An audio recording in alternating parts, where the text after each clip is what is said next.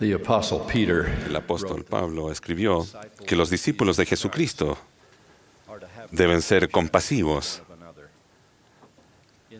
En ese espíritu, deseo dirigir mis palabras a los que padecen alguna forma de enfermedad mental o un desorden emocional, sean esas aflicciones leves o severas, de breve duración o persistentes durante toda la vida.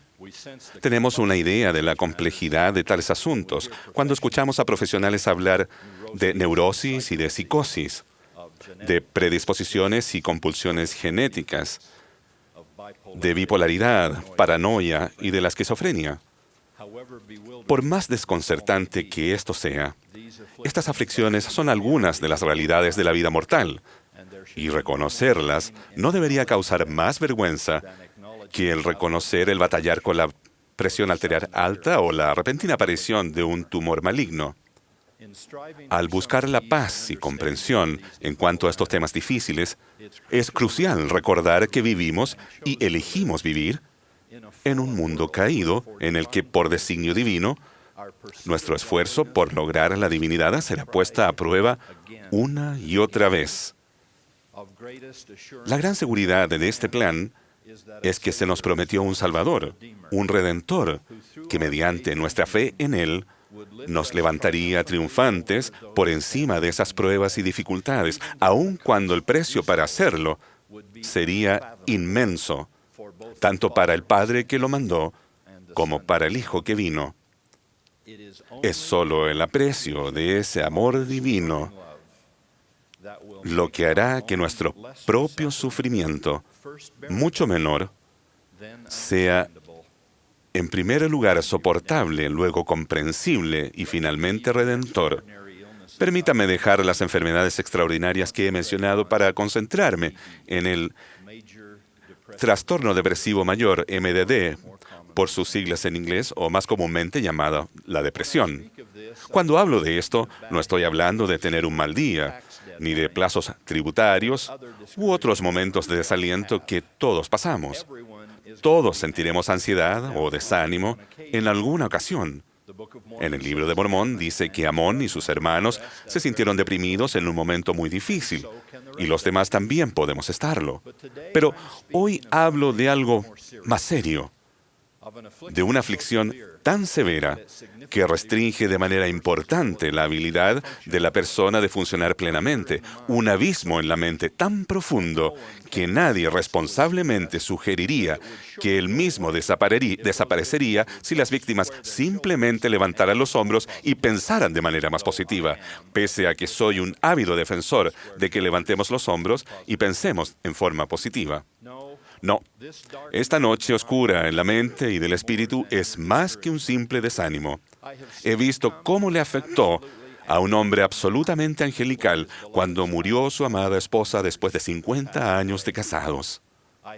La he visto en mujeres después de tener un bebé, lo que con eufemismo llaman depresión posparto. La he visto afligir a estudiantes ansiosos, militares veteranos, abuelas preocupadas por el bienestar de sus hijos adultos. Y la he visto en padres jóvenes que tratan de mantener a su familia. En ese respecto, aterradoramente, una vez la vi en mí mismo. En un momento de nuestra vida de casados, cuando los temores financieros se sumaron a una intensa fatiga, sufrí un golpe emocional que fue inesperado y muy real. Con la ayuda de Dios y el amor de mi familia, seguí funcionando y trabajando. Pero incluso después de todos estos años, sigo sintiendo una profunda compasión por otras personas afectadas por una oscuridad más crónica y profunda que la que yo tuve. En todo caso, a todos nos han inspirado valor las personas que, en las palabras del profeta José, escudriñaron y contemplaron el abismo más oscuro y perseveraron a través de él. Entre ellos, grandes personas como Abraham Lincoln, Winston Churchill y el elder George Albert Smith, siendo el último uno de los hombres más generosos y cristianos de nuestra dispensación. que luchó con depresión recurrente por varios años antes de llegar a ser universalmente amado, octavo profeta y presidente de la Iglesia de Jesucristo de los Santos de los últimos días. Entonces, ¿cuál es la mejor manera de actuar cuando ustedes o sus seres amados afrontan dificultades mentales o emocionales? Ante todo, nunca pierdan la fe en su Padre de los cielos, que los ama más de lo que pueden comprender. Como dijo el presidente Monson tan conmovedoramente a las hermanas de la Sociedad de Socorro el pasado sábado por la noche, ese amor nunca cambia. Está allí para cuando se sientan tristes o felices, desanimadas o esperanzadas. El amor de Dios está allí.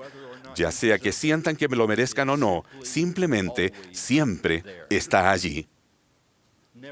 Nunca jamás duden eso y nunca endurezcan sus corazones. Fielmente sigan las eficaces prácticas de devoción que llevan al Espíritu del Señor a sus vidas.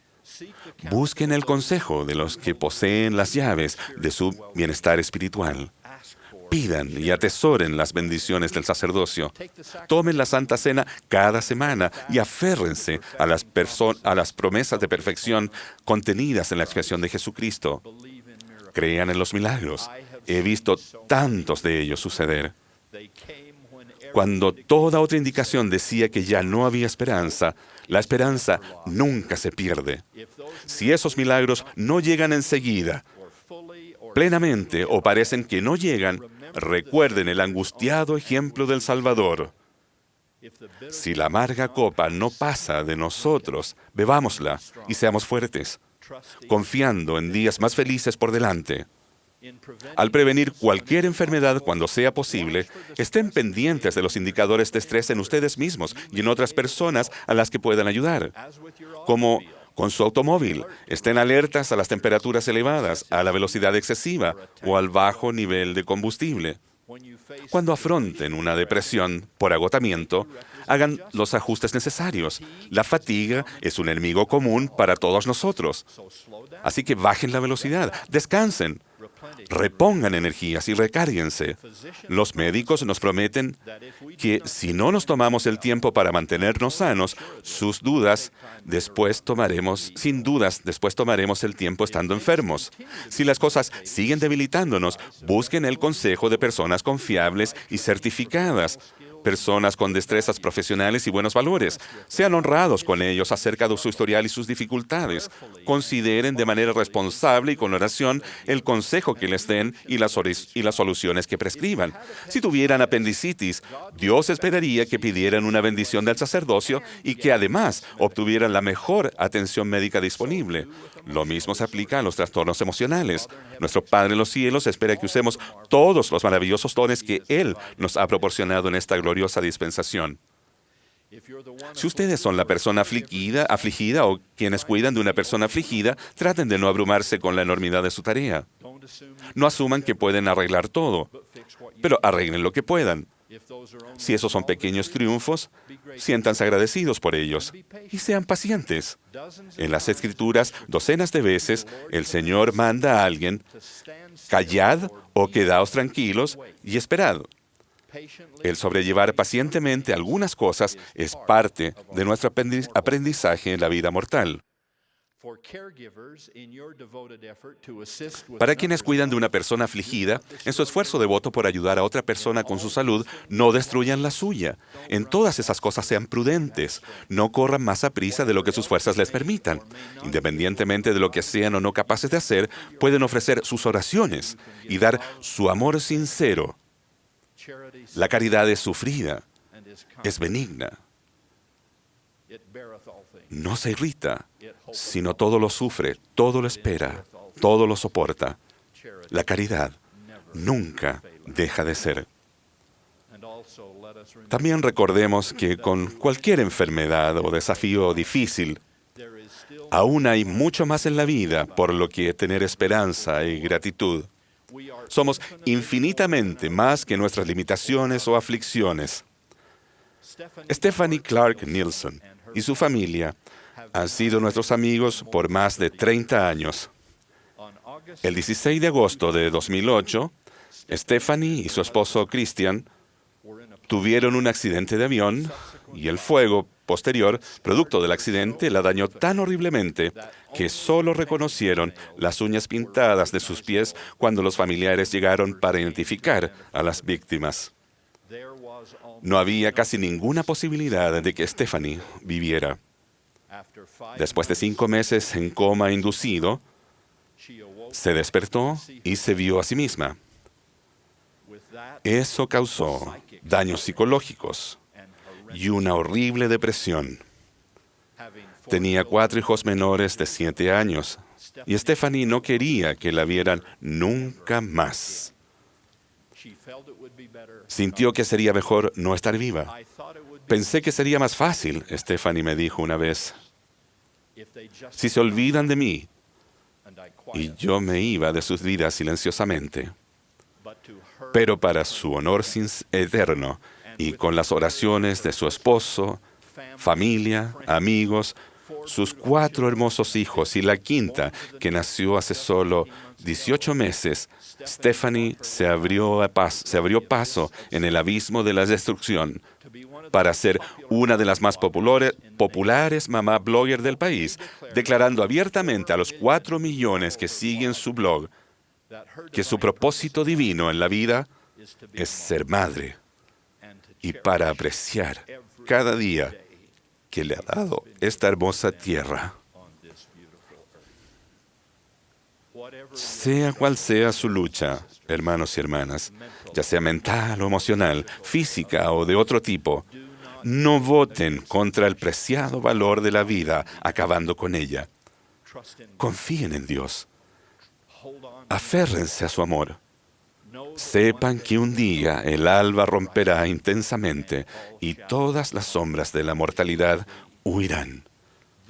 Aunque sintamos que somos como una vasija quebrada, como dijo el salmista, debemos recordar que esa vasija está en las manos del alfarero divino.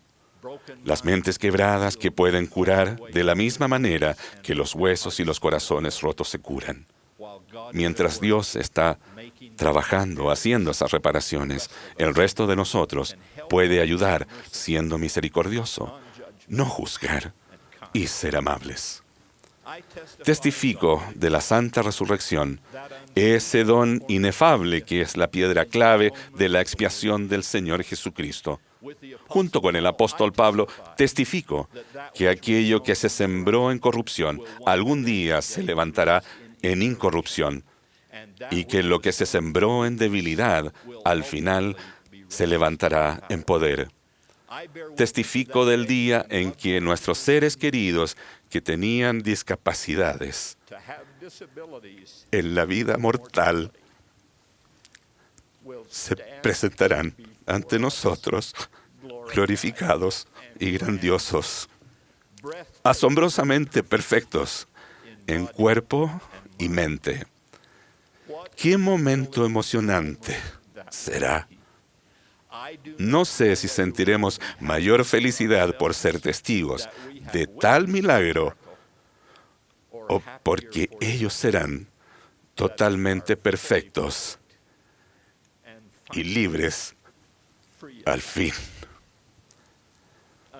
Hasta que llegue aquella hora en que el consumado don de Cristo sea evidente para todos nosotros, ruego que vivamos por la fe, nos aferremos a la esperanza y seamos compasivos el uno con el otro a lo largo del camino. Lo ruego en el nombre de Jesucristo. Amén.